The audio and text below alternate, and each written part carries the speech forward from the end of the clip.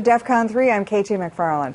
Chinese pro-democracy demonstrators have taken to the streets in Hong Kong, and the Chinese media, state-owned media, has said that it's all the fault of the Americans. Joining us now to make some sense of this is Dr. Michael Pillsbury, a senior fellow of the Hudson Institute and former Reagan administration official. Thanks for joining us. So what do you think? It's all the Americans' fault?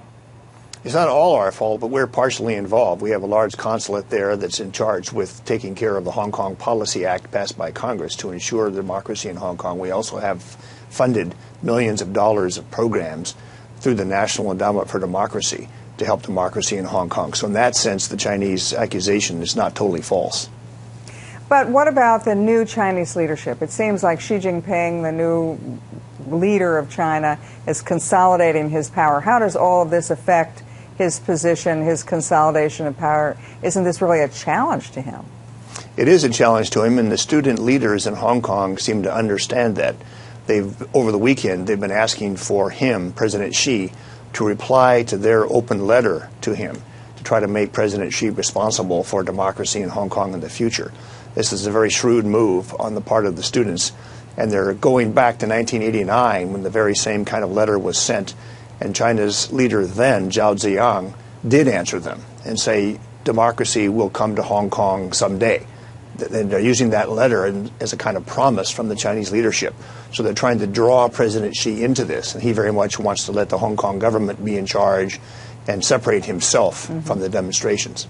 Well, the demonstrations, a week ago, 10 days ago, people thought they would fizzle out, and they haven't fizzled out. And now there are groups attacking the pro-democracy demonstrators. Who are those groups? Are they government-led? Well, it's somewhat mysterious. Many of them apparently speak only Chinese Mandarin, not Cantonese, the local dialect in Hong Kong. So the idea is that they may be coming in from the outside, somewhat like Putin sending forces mysteriously into the Ukraine and then denying that he's doing it. This is a dangerous development because they are using force against the students and then mysteriously sort of fading back into the crowd. This is somewhat of a mystery so far.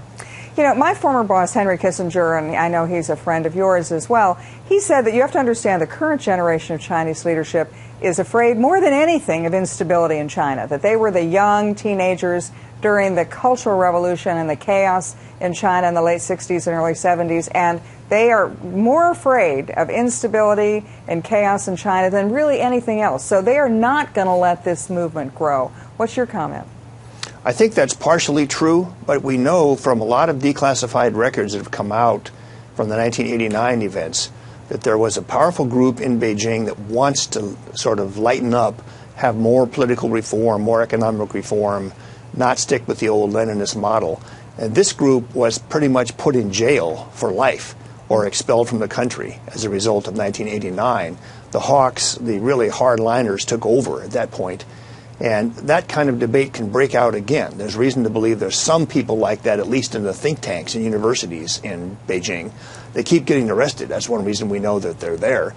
So this sort of thing has a potential to rekindle the debate inside Beijing at the very top over how much political reform is a good idea.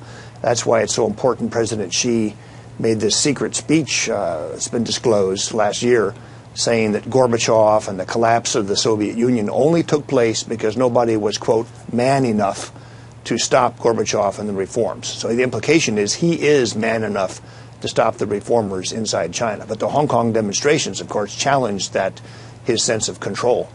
Well, are the United States and China on a collision course as China rises? No, certainly not. There are sort of moderates in both Washington and Beijing who wring their hands over every daily crisis and try to find some way to get along. I wouldn't think conflict's inevitable at all. The problem is whether misperceptions on both sides, miscalculations in the South China Sea, for example, get out of hand, and suddenly those who had tried to be the managers of U.S.-China relations are embarrassed and look like fools, and then the hawks on both sides move toward confrontation. This scenario is explicitly described in Henry Kissinger's book on China in the last chapter, where he talks about a major war coming if hawks on both sides get control. So how do you think this current round of demonstrations in Hong Kong ends? Well, that's a good question. It's back in April, May of 1989, everybody forecast these million students in the middle of downtown Beijing are going to go home. Summer's coming, they're tired, they're not going to last. And everybody was wrong. The demonstrations got much bigger, and then the hawks were able to manipulate information and say, these young students want to kill us, they want to overthrow our power structure. If that happens in Hong Kong, this will be a much greater crisis in 2 or 3 months. So far, everybody's predicting these students are all going to go home. It's down to just 1,000 now in a few tenths. So 1,000 is a long way from 1 million. So it either ends like in a fizzle or in a bang. Well, thanks That's so right. much. Thanks for joining us. Dr. Michael Pillsbury of the Hudson Institute. And that's it for DEF CON 3.